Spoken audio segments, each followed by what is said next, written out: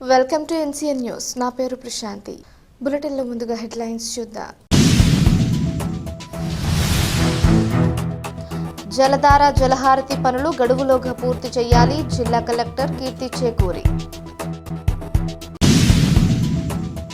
జలధార జలహారతి కార్యక్రమం కింద చేపడుతున్న అన్ని పనులను నిర్ణీత గడువులోగా పూర్తి చేసేలా జిల్లా కలెక్టర్లు నిరంతరం సమీక్షలు నిర్వహించాలని రాష్ట్ర ప్రధాన కార్యదర్శి జి సాయి ప్రసాద్ ఆదేశించారు. విజయవాడ నుంచి రాష్ట్ర వ్యాప్తంగా జలధార జలహారతి కార్యక్రమం కింద చేపడుతున్న పనుల ప్రగతిపై జిల్లా కలెక్టర్లు, ఇరిగేషన్ అధికారులు, డ్వామా మరియు ఇతర సంబంధిత శాఖల అధికారులతో వీడియో కాన్ఫరెన్స్ నిర్వహించారు. ఈ సందర్భంగా ఆయన మాట్లాడుతూ రాష్ట్రంలో నీటి వనరుల సంరక్షణ, భూగర్భ జలమట్టాల పెంపు లక్ష్యంగా ప్రభుత్వం 100 రోజుల కార్యాచరణ ప్రణాళికను అమలు చేస్తోందన్నారు. గ్రామీణ ప్రాంతాల్లోని చిన్న నీటి వనరులు, మైనర్ ఇరిగేషన్, చెరువుల పూడికతీత పనులను వేగవంతం చేయాలని సూచించారు. చెరువులకు నీరు చేరే ఫీడర్ ఛానళ్లలో అడ్డంకులను తొలగించడంతో పాటు సాగునీటి కాలువల తూములు, గేట్ల మరమ్మతులు వెంటనే చేపట్టాలని ఆదేశించారు.